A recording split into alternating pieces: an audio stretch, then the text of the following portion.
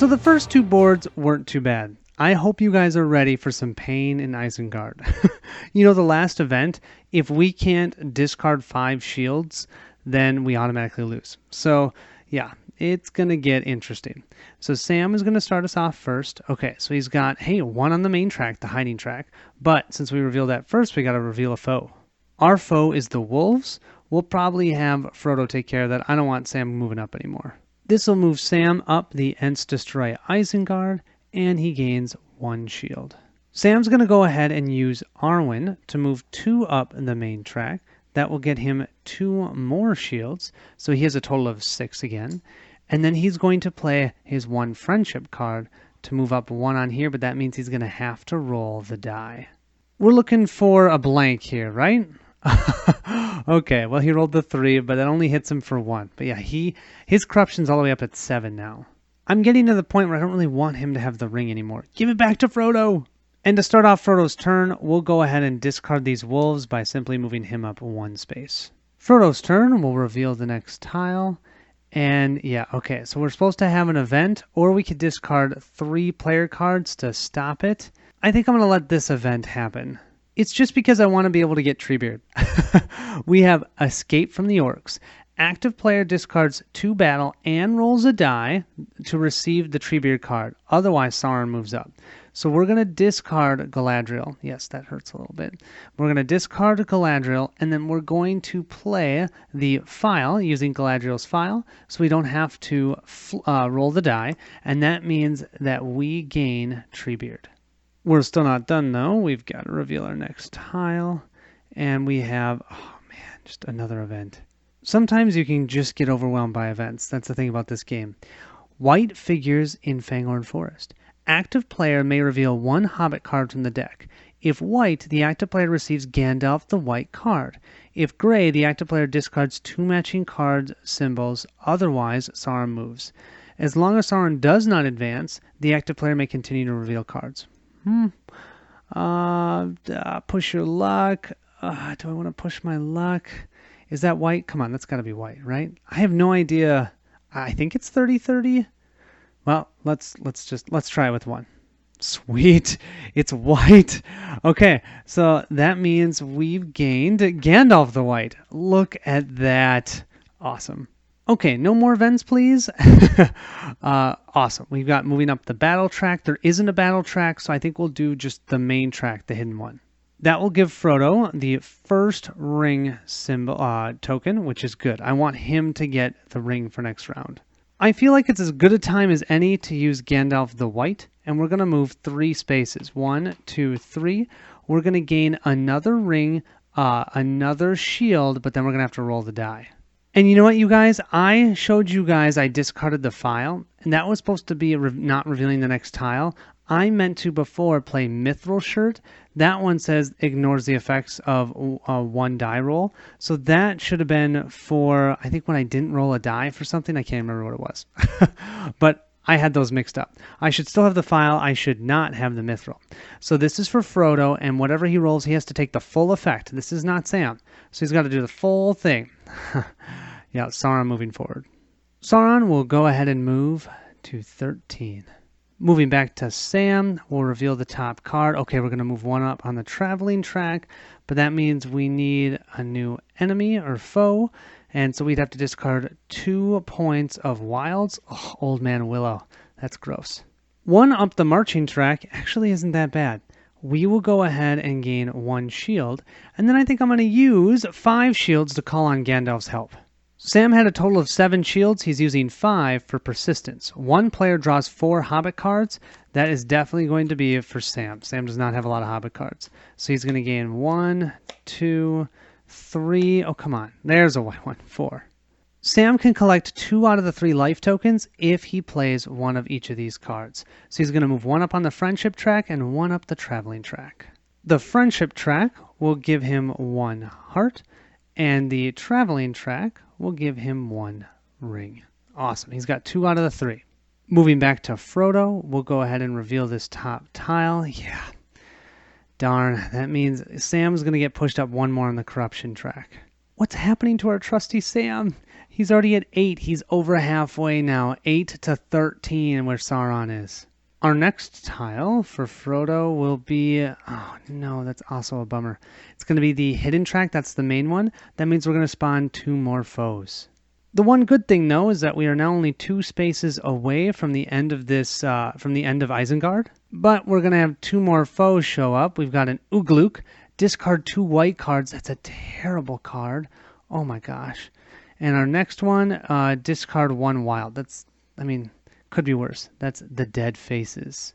As much as I'm not sure that I want to do this, I'm going to. I'm going to finish it. Okay, I'm going to play Aragorn for a wild, and I'm going to use that for 2 over here in the friendship area, so we gain the Ents card. So at least we get a white card that's wild for us. So that's nice. We just exchanged a wild for a wild. And we gained a heart token, which is great for our corruption. And then I'm using the Elven Cloak to go ahead and finish us off. So we'll gain 1 of these because we landed on 29. And then space 30, we'll grab a random one. And it's a 2. Okay, great.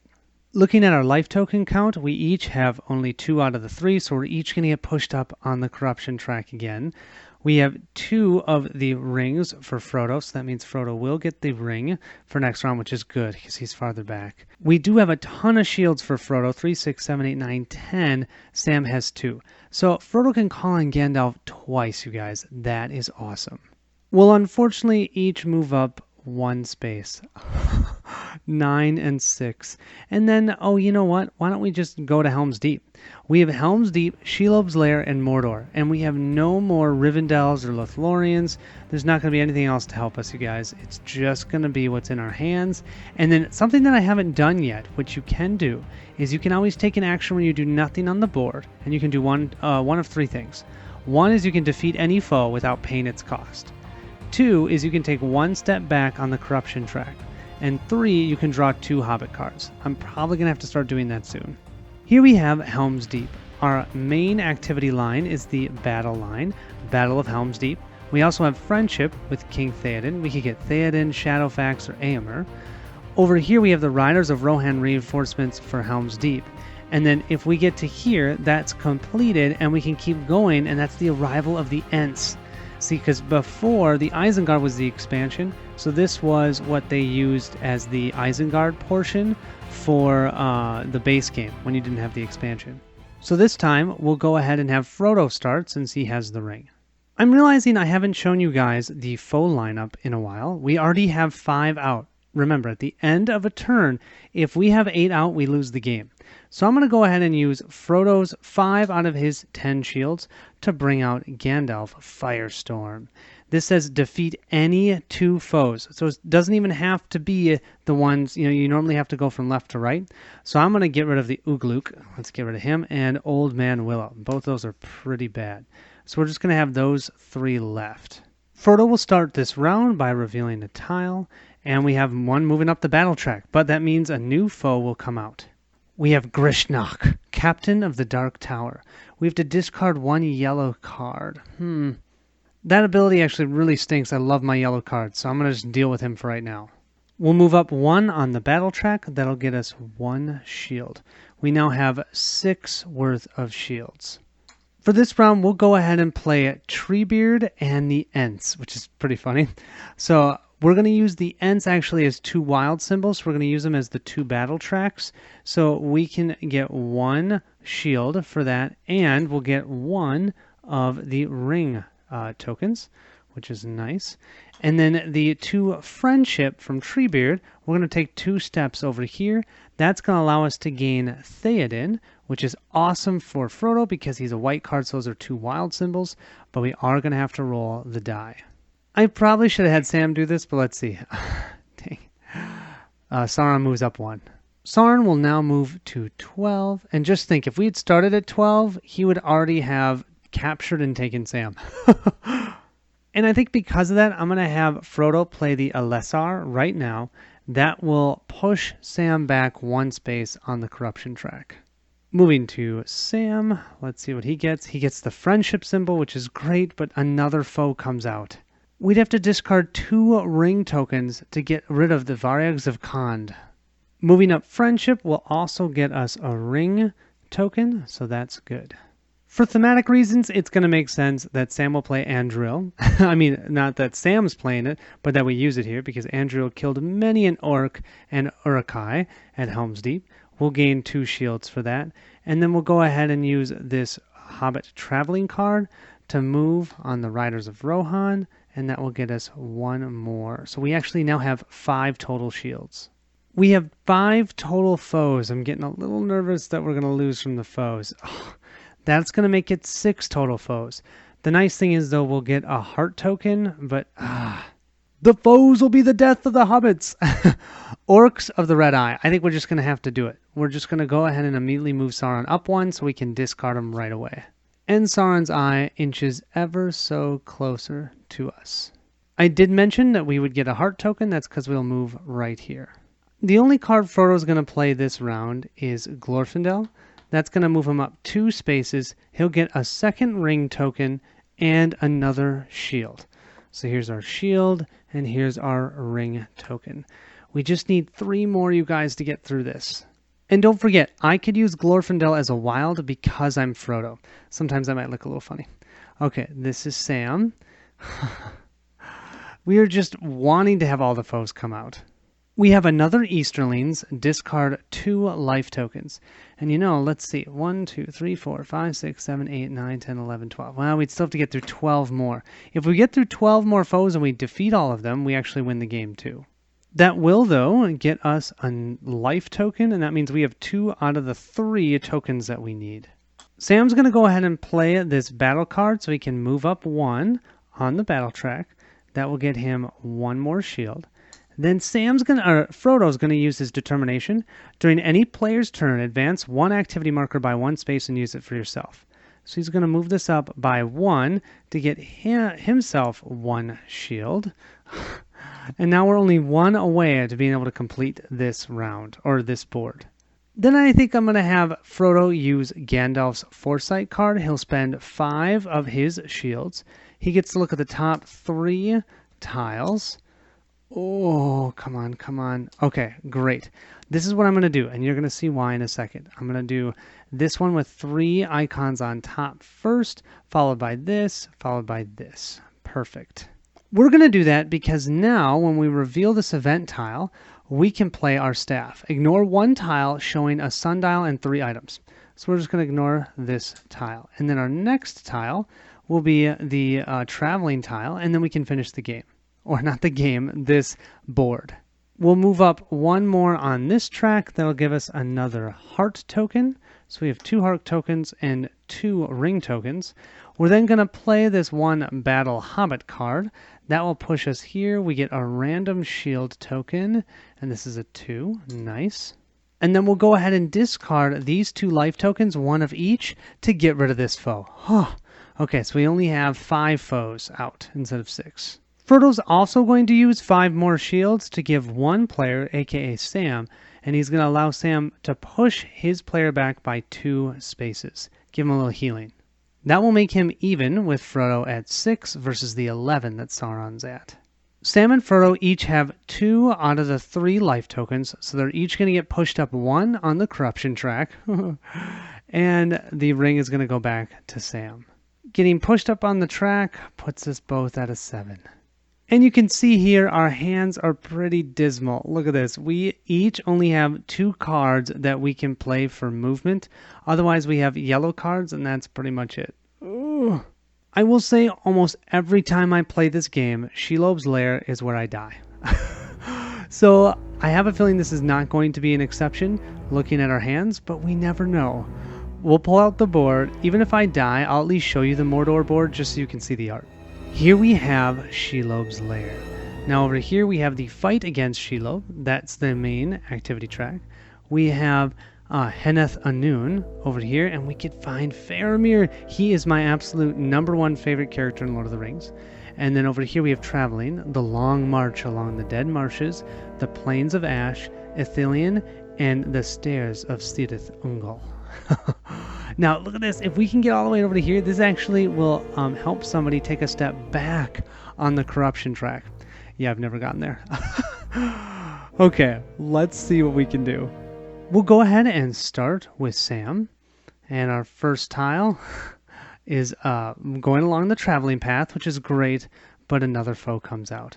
And we get the Vargs. There's not even a chance. Never going to do that one. So I'm going to go ahead and have him play his Firebrand, defeat any one foe. Yeah, see you later. Moving 3 up on the track would put us right next to Sauron. Moving 1 up on the traveling path is not terrible. We'll gain ourselves 1 shield. Sam's going to go ahead and play both of these cards. He will move 1 up on the hidden track, the Henath Anun, and that's going to give him Faramir. Faramir will help us with our traveling, which is great. And then he's also going to move 1 up the main track, and that will give us 1 of our shields. Then what he's going to do right at the start of Frodo's turn is he's going to play the active player does not reveal a tile. Okay, so Frodo will just go right ahead and do his turn without revealing. And finally, he's going to play 1 player draws Hobbit cards to increase his hand size to 6 cards. So right now, I have 1 card in my hand, Faramir. So I'm going to draw 5 more. 1, 2, 3, 4, 5. Oh, that feels good. Although those all look like they're white. Are you serious? They're all white. Oh, that's terrible. So then for Frodo's turn, he's going to do a rest action. And what he's going to do is simply draw 2 Hobbit cards. And okay, well, at least he got 2 different colors, which is nice. Yeah, the ship is going to start sinking fast. This is back for Sam. And we're going to get another foe, but we'll move up the friendship track, which is, there's no friendship track on here, so we're going to move up the main track, please. And our enemy is Gothmog, Lieutenant of Mordor. Why didn't that show up just a turn ago? Because we would have had 1 card in our hand. We could have discarded Faramir, because we have to discard all our cards to get rid of him. We'll go ahead and move 1 up on the track, the main battle track, and we'll get 1 shield. Sam only has white cards, so he's only going to be able to play 1 card around. So we might as well play our wild to move 1 more up the main track and gain another shield. Okay, back to Frodo. Frodo is going to reveal, he is going to push Sam up 1 on the corruption track. I'll do that in a second. Let's see, what's our next one? Oh, he's going to push Sam up 2 on the corruption track. And we're going to move up the Henath Anun. We'll grab 1 out of our 3 life tokens that we need. And Sam's simply going to get pushed up, so he's only 2 spaces away from Sauron. Well, I think what we're going to do is we're going to play a Theoden and the boat. Theoden is white, so we can use it as a wild, and we'll just grab 2 of these shield tokens. That puts us to 3.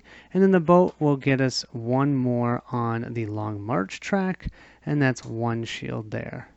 Moving back to Sam, we will flip the next tile. Yeah, let's have our first event. Our first event at Shelob's lair is Gollum, which is totally thematic.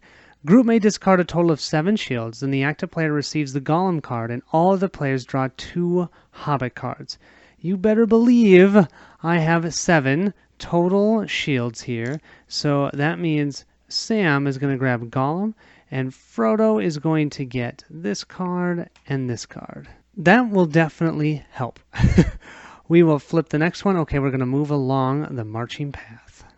This will give us a sun token, which is nice. That's 1 out of the 3 that Sam needs. Now, how risky do we want to be? Sam has the ring. He is fighting Shelob, which is just typical of the story itself. He puts on the ring, remember that? He's only 2 spaces away from Sauron. If I roll a 2 or a 3 with the black symbols, we lose the game. But if I don't, we can get through these spaces. So I think he's going to put on the ring. He's going to put on the ring. He's going to put on the ring and find that Sauron is going to move 1 space. Sauron's eye is essentially right on Sam, 1 space away. But that was a roll of 1. We can move 4 minus whatever we roll, which is 1. So we get to move 3 spaces. We'll move those 3 spaces. We don't get the benefit of this random shield, but that's okay. We are only 2 away now from ending this specific scenario. And for Sam's turn, he's going to go ahead and draw 2 Hobbit cards, and he gets 2 gray ones. And 1 is the battle track. Nice. We're back to Frodo. Let's see what he gets. He gets the handshake symbol, so that can be used for anything. 1, 2, 3, 4, 5, 6. We're going to draw our 7th foe, though. Oh, don't worry. It's just a measly move yourself up on the corruption track 2 spaces. Well, you better believe we're going up the main track, right? We'll get ourselves another ring token, and then we'll go ahead and play this card as a wild and move ourselves one more up, which will get us the ring token, and we're going to end this scenario. We're also going to play Ethelis. One player, ignore any effects of missing life tokens once only. We're going to play that for Sam, because otherwise Sam would run into Sauron and lose. Here are life tokens for this round. As you can see, we are definitely not going to last long. Frodo's going to have to move up 2 spaces on the track. He will be the one that gains the ring for the final round, which is thematic. I like that. But yeah, we are 1 space away from Sauron. That's not to mention we have 7 foes out on the board. Yes, 7. One more, and if we don't get rid of that one at the end of the turn, we lose the game. So yeah, very likely we're not going to win, but let's go ahead and check out Mordor. Before we do that, I will move Frodo up to Corruption Space 9, and we now get to Mordor. Can you guys believe it? We've gone from all the way over here, all the way over there. That's, yeah, it does feel like a journey, and it really feels like we're becoming more and more desperate, and that eye is right upon us. What's really cool about the Mordor board is that now, unlike every other board, there's only been 3 activity tracks. There are 4. There's one for every different type. Friendship, we have traveling, we have battle, and we have hiding. So for friendship, we have find new allies, like the Army of the Dead, the Gahan, and Eowyn. And look, if we get to the end, we can actually take a step back. We have our traveling, which is perfect for the hobbits, the struggle up Mount Doom to destroy the ring. We have the siege of Minas Tirith over here, and we have the march towards Mordor to distract Sauron, basically allowing the hobbits to hide, which is why it's the hide.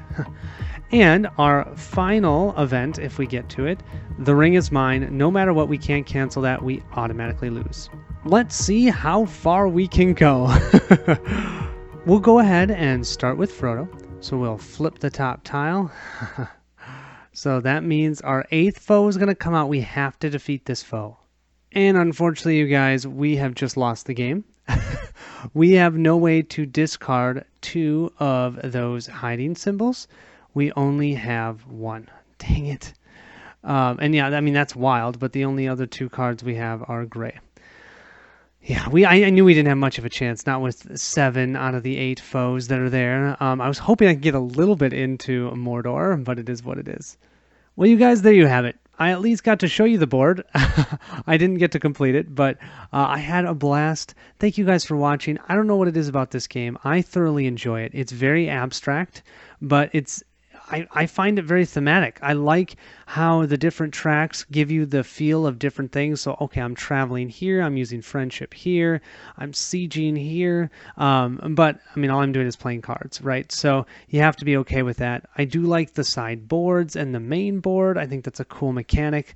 Yeah, there's a lot of stuff about this game that was very unique to it that now that I've played a ton of different co-ops, I'm actually kind of impressed that this was a design from 2010. So player elimination, though, is definitely something that is a little bit of an older mechanic, and there is that in this game. You didn't see that because we lost together, but let's say if Sam had been taken by Sauron, he would just have to sit around while everyone else tried to survive.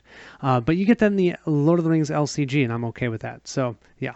Anyways, that was Lord of the Rings, the board game. Thank you so much for watching. I will see you at the next stop, and I do appreciate you enjoying and watching this throwback game.